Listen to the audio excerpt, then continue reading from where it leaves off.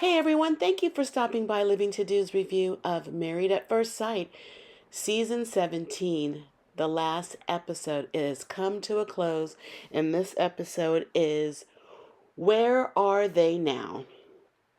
It's To Hurt or To Heal. The final episode. Oh, finally.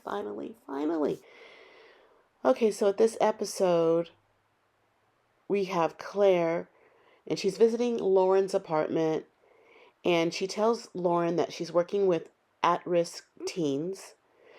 And knowing what we know of Claire, that's scary. I mean, would you let your teen be counseled by Claire? No, not me. Lauren talks about uh, what she calls her ex's liar. She has not talked to him. He's basically a blimp on her radar. She doesn't think about him. Then the show has a scene with Chloe. Chloe goes to lunch with her good friend Caesar that we saw off and on in the show. And she tells him that she has a real friendship with all the guys, but not the girls. She said that the reunion was embarrassing to her. Those girls seemed so immature to her, acting out the way they did. And they showed a flashback of the girls, mainly Emily and Claire, yelling across the room to their ex-husbands. They just looked like they were wilding out.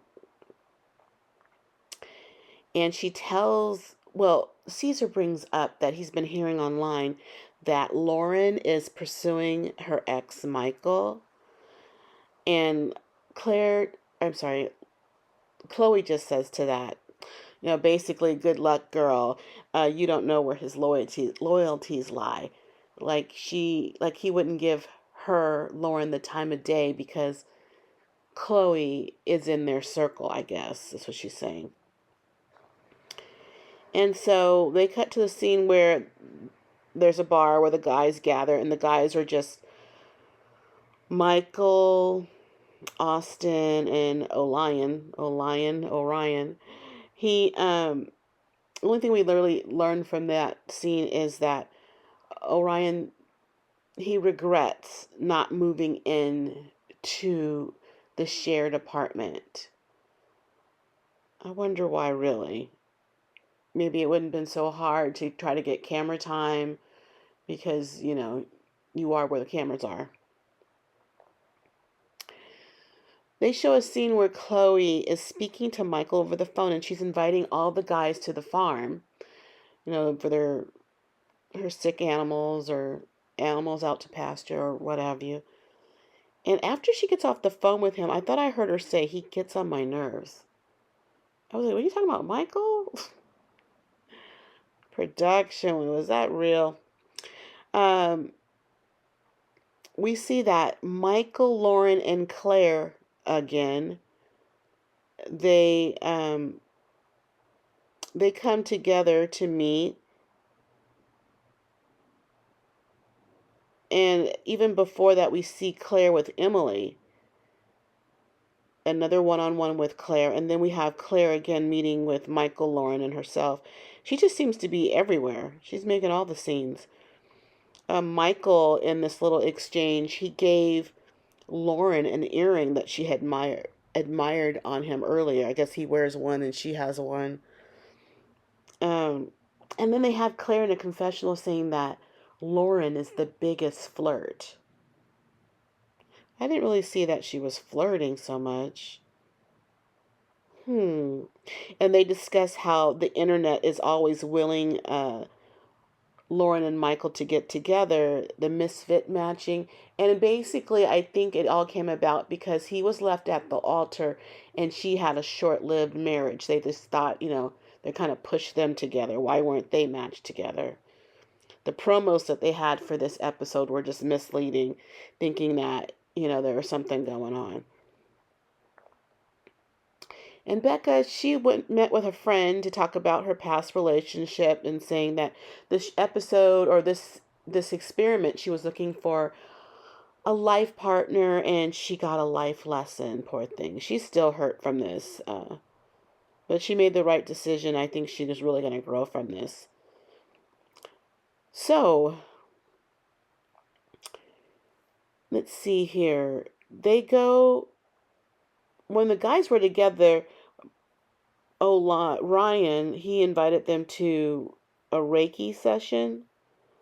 So they go and have this Reiki session to release stress and pent up negative energy. Not really a guy activity, but the guys get together. Michael, Orion's the one who asked, and Austin. I think Brennan and Cameron were asked, but they didn't show up. And their instructor, Sarah, she was a really cute girl. And I wondered what guy would be trying to pursue her because they kind of, I think, she's just a cute girl. I just thought right up Michael's alley with all the energy work and getting in touch with oneself. And Austin, because she was just a cute girl. They had cacao drinks. Never heard of that. Looked like brown soot or a really thick hot chocolate or something. And it was just really weird that Michael and Orion are there. And it would have been interesting because it seemed like it didn't happen if Michael would have mentioned to Orion, did Michael tell his boy that he gave his girl an earring? That never came up. I don't know what I don't know if Orion would really care, or outwardly he wouldn't, but that was never mentioned. They do show a scene where the guys go to the farm with Chloe, and she tells the boys, I think it was no, it was Brennan and Cameron, that she's been bullied online by the girls. She knows it's the girls. Somehow she knows it's a burner phone, and she just refuses to respond to them because they're just way too immature for her.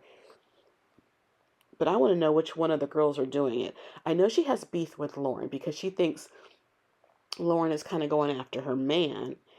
But the bickering people are always Emily and Claire. So I wonder which one of the girls is bullying her online. Um, at the farm, Caesar, Chloe's friend, was also out there, and he spoke to Austin.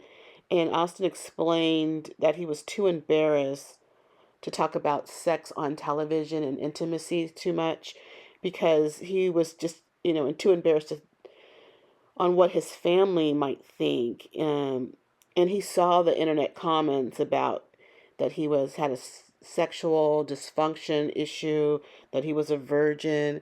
And Caesar wanted to clarify, are you a virgin? And he seemed to have said no to that, but that's funny. You need clarification.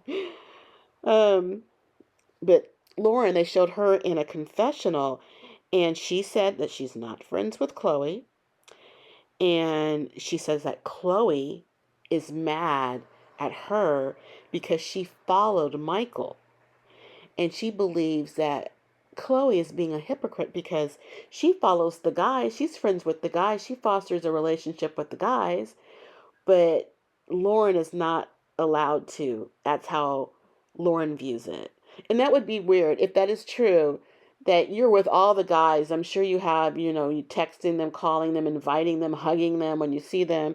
And Lauren can't do the same. So I don't know what's true there. But that is not sitting well with Chloe. They show that Emily is in therapy, and what we learned there is she's not speaking to her family. I guess she needs some time alone and separate from them to grow. So best of luck with her on that. They show Michael and Chloe on a friendship date. They had to do a lot of dates together with these two just to fill up their time. And he wanted to have a group gathering. Oh, how do you think that was going to fare with everybody getting together? They really don't like each other. They're all hurt, is still mad, and the wounds are still raw, especially with Emily and Becca. Well, they show Orion hanging out with a friend, and he got a new car. He traded in, I guess he traded in that his Sanford and Son pickup truck, do do do do,